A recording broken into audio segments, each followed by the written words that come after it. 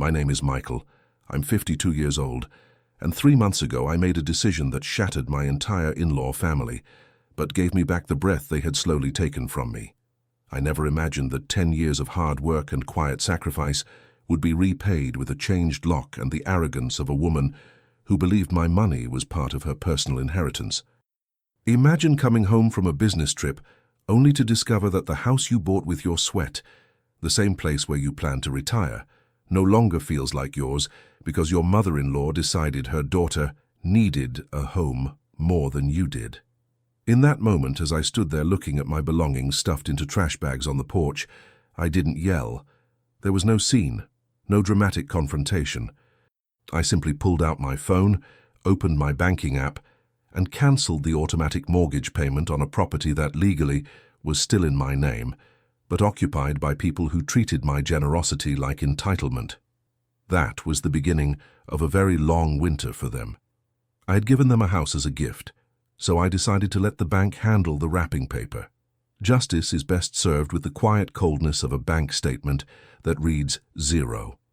If you enjoy stories where betrayal has consequences and justice arrives without warning, make sure to like and subscribe. Here we share real stories of revenge, hard lessons, and the kind of truths people never forget.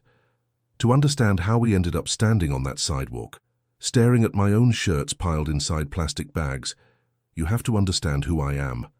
I've always been a man of numbers, of order. At 52, I built a solid career in the logistics industry. I'm not the kind of man who inherits anything. I'm the kind who builds from the ground up. My mistake, my greatest mistake, was applying that same logic of loyalty and construction to a family that was never truly mine. I married Laura 15 years ago. She always seemed like a calm woman, or at least that's what I believed, but behind her stood her mother, Margaret, a woman who uses guilt like currency. About a decade ago, when my business started taking off and cash flow was no longer a concern, I made a financial move that seemed both smart and generous at the time. I purchased an investment property, a spacious house with a yard in a fast-growing neighborhood. The original idea was simple. It would be part of my retirement safety net. But Margaret, with her ready tears and martyr-like sighs, convinced me she could no longer live in her small apartment. Laura pleaded with me. She said it would be an act of kindness, that her mother would take care of the house as if it were her own, and that at the end of the day the property would still be my asset. I gave in. That was the first brick in the prison I built for myself. For 9 years I paid every single dollar of that mortgage. I paid the property taxes, the repairs, even the gardener who maintained the rose bushes my mother-in-law loved so much. I didn't live there, but my money did. In my mind I was the protector, the provider keeping everyone stable. I felt comfortable in that role. My relationship with Margaret was cordial, almost cold, but functional. She called me the son she never had, a phrase that now tastes like pure poison. Meanwhile, there was Laura's sister, my sister-in-law Rachel. Rachel is the kind of person who is always in crisis. At 40, she had never kept a job for more than 6 months. It was always the boss's fault, the system's fault, or just bad luck. She bounced from one rental to another, from one failed relationship to the next, constantly borrowing money she never repaid. I tried to keep my distance, but Laura always ended up sending her transfers behind my back. I knew. I just let it slide to avoid conflict in my own home. The balance held until about a year ago. Rachel got pregnant by a man who disappeared before the blood test results even came back. That's when the tone at family dinners changed. No one talked about the economy or my work anymore. Everything revolved around poor Rachel and her difficult situation. I listened, ate quietly, and nodded. I didn't mind helping with diapers or groceries, but I began noticing looks exchanged between my mother-in-law and my wife, looks that in my arrogance of believing I was in control, I chose to ignore. The house I was paying for was large, 3 bedrooms and a study. Margaret lived alone in that space. My plan was always that when she was gone, I would sell the house or rent it out to fund my retirement travels. It was my escape plan, my reward for decades of waking up at 5 in the morning. I never hid this plan. Laura knew, her mother knew. But a parasite mentality is fascinating. They don't see your effort as sacrifice. They see it as obligation. To them, my success meant I had too much, and it was unfair that Rachel had nothing. They began quietly crafting an idea based on a twisted sense of family justice.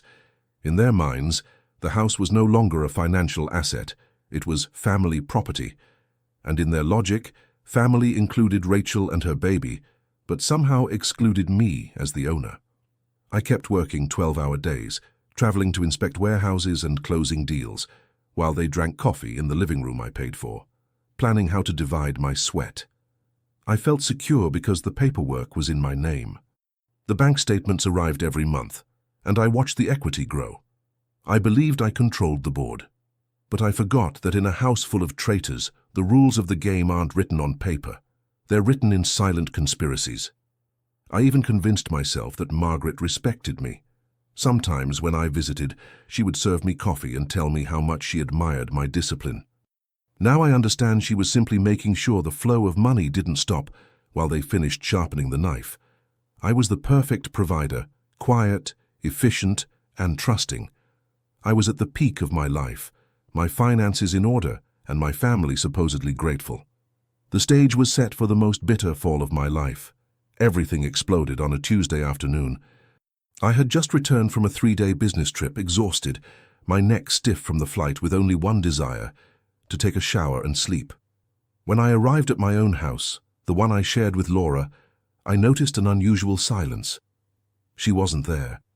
On the kitchen table, I found a short note written in handwriting that betrayed nervousness. "I'm with my mom. There are things to sort out." I didn't think much of it. I assumed it was another one of Margaret's imaginary health crises. The next day, I decided to stop by the investment property to pick up some tools I kept in the garage. When I arrived, the first thing I noticed was a small moving truck parked in the driveway. My heart skipped, but my logical mind tried to calm me. Maybe they were replacing an old piece of furniture, but as I stepped out of the car, I saw Rachel. She stood on the porch holding a coffee mug, giving orders to 2 men carrying boxes. They were my boxes. My belongings, my books, my fishing gear, everything was piled on the curb. I walked toward the entrance with steady steps, holding on to the calm that has always defined me, even though inside I felt a sharp, icy chill. I pulled out my keys and tried to open the front door. The key wouldn't turn. The lock had been changed. Rachel looked at me not with embarrassment, but with a defiant hostility I had never seen before. She crossed her arms and, without putting down her mug, said in a flat voice, "You don't have any business here anymore, Michael. Mom gave me the house. I need a place for my child, and you have plenty. Don't be selfish." I froze. It wasn't shouting. It was the coldness in her voice that hit me. At that moment, Margaret stepped out of the house. She wasn't carrying coffee. She was holding an envelope. She stopped a few feet away, standing in that martyr-like posture that now disgusted me. She said they had consulted a lawyer friend of the family, and that since she had lived there for 10 years, she had rights. She told me she was transferring her place to Rachel because it was what was right in God's eyes. Laura walked out behind her, head lowered, unable to meet my gaze. My own wife had been part of the plan. "It's for the baby, Michael," Laura murmured without looking up. "You can buy another one. Rachel has nothing. My mum decided this is the family home now." I felt pressure building in my chest, but I didn't explode. I simply observed the details. I saw my fishing rods, the ones that took years of saving, thrown across the damp lawn. I saw a man I didn't recognize, probably Rachel's new boyfriend, walking down the hallway in his underwear, the same hallway I had painted with my own hands the previous summer. The humiliation was complete. They were giving away my effort, my retirement, my security, as if it was spare change. Margaret stepped forward and handed me the envelope. "Here are the bills for the changes we made. Since Rachel lives here now, we expect you to keep paying the utilities and the mortgage for a while, until she gets back on her feet. It's the least you can do for your family." The audacity of that woman left me speechless for a moment. Not only had they taken my property and changed the locks, they expected me, the provider, to continue financing their theft. They were asking me to pay for the bed, where another man would sleep with my sister-in-law in the house I bought for my old age. I looked at Laura, searching for a trace of the woman I married, but all I saw was an extension of her mother. The betrayal wasn't just material, it was the complete erasure of my place in that family. They had used me like an ATM for 15 years, and now that they had what they wanted, they were discarding me like trash. "I understand," I finally said. My voice sounded deeper, slower. There were no insults, no pleading. I bent down, picked up one of my bags of clothes, and placed it in the trunk of my car. Margaret smiled faintly, believing my silence was surrender, acceptance. Rachel went back inside, laughing triumphantly. Laura tried to touch my arm, but I stepped away with a small, firm gesture. I got into the car and sat for a moment behind the wheel, watching in the rearview mirror as they closed the door of my house. In their minds, they had won. They had the property, the comfort, and they believed they still had my wallet tied to their sense of guilt. What they didn't understand was that a man like me doesn't build empires just to have them dismantled by ignorance. My mind was already calculating. The mortgage was in my name, yes, but the house was the collateral. If the owner stopped being the owner in practice, the bank would stop being their ally. That night, I didn't sleep in our marital bed. I went to a modest hotel, nothing fancy. I sat in front of my laptop and reviewed every contract, every clause. Silent anger is a far more efficient engine than explosive rage. They wanted the house, but they had no idea what it meant to maintain it. They had pushed me out of their circle, taken my home and my respect. Fine, I would give them exactly what they wanted, the house, but I would give it to them with all its consequences. Betrayal had left me without a family, but it had given me brutal clarity. My love for Laura died on that porch, and my respect for Margaret turned into a demolition strategy. I set myself up in a temporary office, a small, austere space I rented by the week. I didn't need luxury. I needed silence and a stable internet connection. My first step wasn't calling Laura or sending angry messages.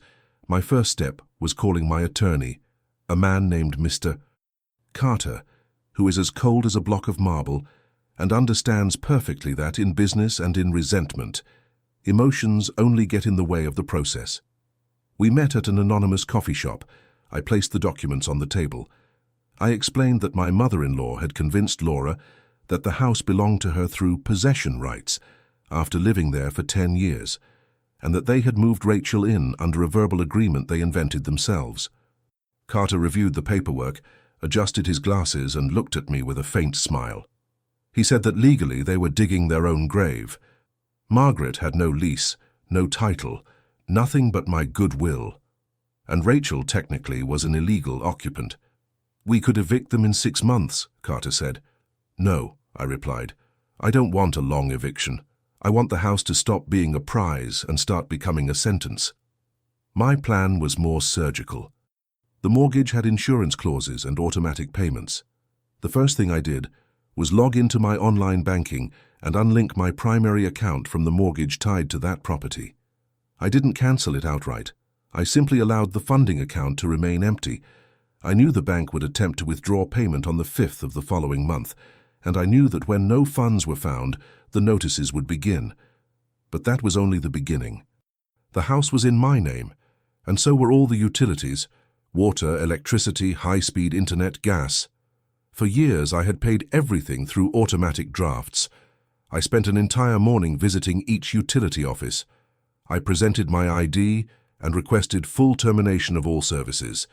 Not a suspension for non-payment, a complete cancellation of the contracts due to major renovations. The employee at the electric company asked if I was sure, since reconnecting later would be expensive. I looked him straight in the eye and nodded. "There's no one living there anymore whose lights I care to keep on," I said. It was a small gesture, but I felt a quiet surge of satisfaction run through my fingers as I signed the forms. Then came the strategic part. Rachel had no job. Margaret lived on a small pension barely covering her medications. Laura earned a modest salary as an administrative assistant. None of them had the financial capacity to cover a mortgage of nearly $2,000 a month, nor the property taxes I had faithfully paid every year. They believed they had taken over a castle, but I was handing them an empty shell and an unbearable debt. During those weeks, Silence became my greatest weapon. Laura called me, sent messages shifting from pleading to indignation. "Michael, where are you? Why aren't you answering? What did you do to the electricity?" I responded to none of them. I blocked her number after making sure the read receipts went through. I wanted them to feel uncertainty, to let silence force them to talk among themselves and start blaming one another. The unity of traitors is fragile when money disappears. I also spoke with an old contact at a real estate agency. I asked him to list the house as urgent sale due to impending foreclosure, even though we weren't quite there yet. I wanted signs to appear, people to start circling the property. I wanted Rachel, from her window, to see strangers measuring the yard with their eyes, realizing that her new home was a sinking ship. My personal rebuilding was internal. I started going back to the gym, eating on schedule, sleeping without the weight of problems from a family that never valued me. Whenever a trace of guilt surfaced, I remembered my shirts in garbage bags and Rachel's laughter on the porch. That memory was my fuel. I was buying my freedom with the same money I once used to support them. Carter called me a week later. He informed me that the bank had already sent the first notice of non-payment. Because it was a higher interest mortgage classified as a second home, the bank wouldn't waste time. The foreclosure process would begin faster than usual. "They're trapped, Michael," he said. "If they don't pay within 60 days, the bank will initiate proceedings." I knew they didn't have $60, much less 60 days. I was moving the pieces with a patience they didn't possess. They acted out of impulse and greed. I acted out of principles and mathematics. The trap was set. All that remained was for reality to knock on their door with the same force they used to close mine. My revenge wasn't a single act of violence. It was a slow, steady erosion of their comfort. The day of the collapse arrived 40 days after my expulsion. It wasn't an explosion. It was a slow unraveling. I sat at a coffee shop 1 block from the property, close enough to observe but far enough to remain outside the chaos. I watched as the electric company truck pulled up. The technician took less than 10 minutes to climb the pole and remove the meter. A few minutes later, the water was shut off from the curb. Rachel stormed outside screaming, her hair disheveled and wearing that wounded entitlement she carried so naturally. She waved her phone in the air, probably trying to call me for the 100th time, unable to understand that to me she no longer existed. Soon after, Margaret arrived, walking slowly, visibly shaken. They stood there on the porch I paid for under the sun, realizing that the gift came with a bill they couldn't afford. What they didn't know was that the bank had already issued a preliminary foreclosure notice. Since I had stopped paying the mortgage and ignored the notifications, following Carter's advice to accelerate the process, the financial institution wasted no time. That same day, a court officer arrived at the door. From my table, I watched as the man in a grey suit handed the documents to Margaret. She clutched her chest, staggering slightly. Rachel tried to snatch the papers, shouting about her rights, but the officer simply pointed at the house and then at his folder. Possession claims mean nothing against an unpaid mortgage held by an owner who has decided to let go. I decided it was time for my one and only appearance. I walked slowly toward them. Rachel, upon seeing me, ran toward me with clenched fists. "You did this!" she screamed. "They shut everything off. Mum isn't feeling well and they're saying they're going to take the house. You're a monster, Michael." I looked at her with an indifference that disarmed her. There was no anger on my face. I took my hands out of my pockets and spoke with icy calm. "I didn't do anything, Rachel. I simply stopped doing.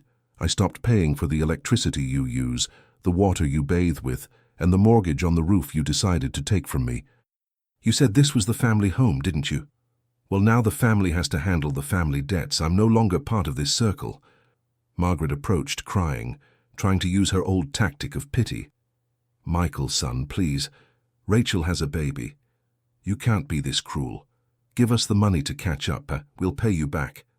I let out a short, dry laugh that cut her tears instantly. "You have nothing to pay me back with because you never valued what I gave you. You wanted the house. Here it is. The bank will come for it in a few weeks.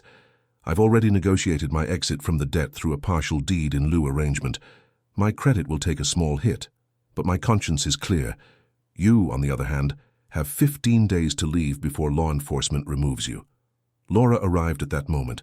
Seeing the scene, she froze. She tried to approach me, her eyes filled with guilt that had come far too late.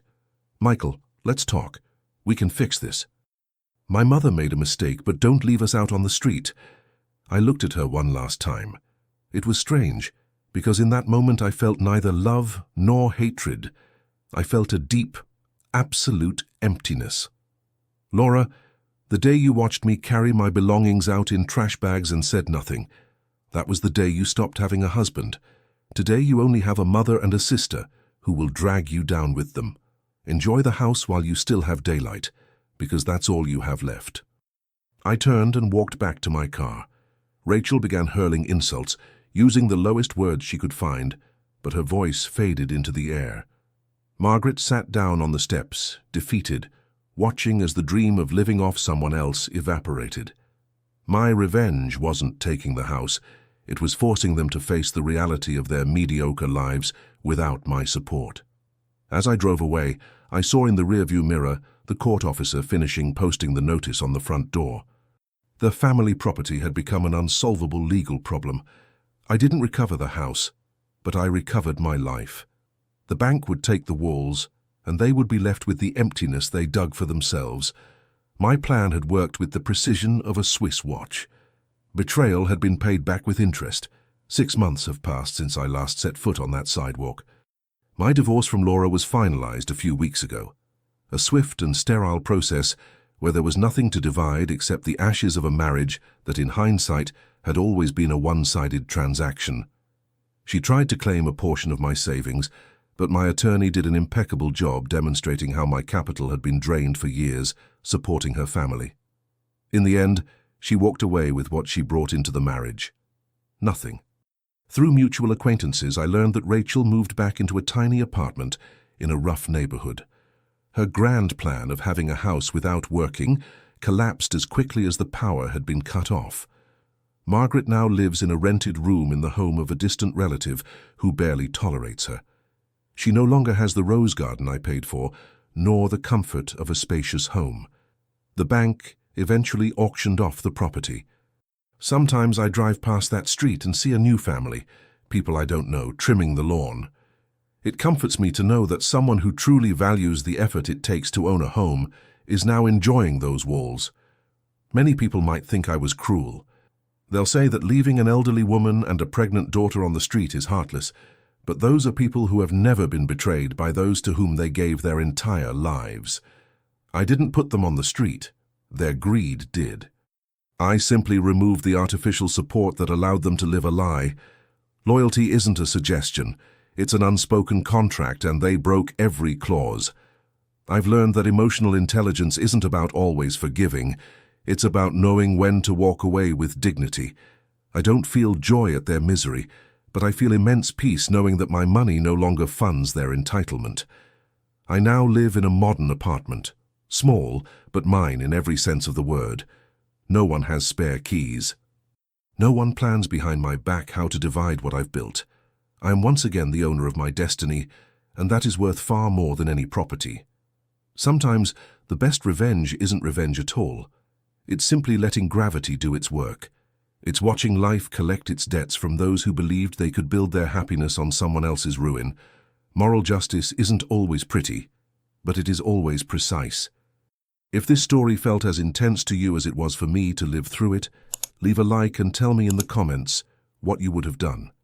And if you're not subscribed yet, turn on notifications so you don't miss the next stories.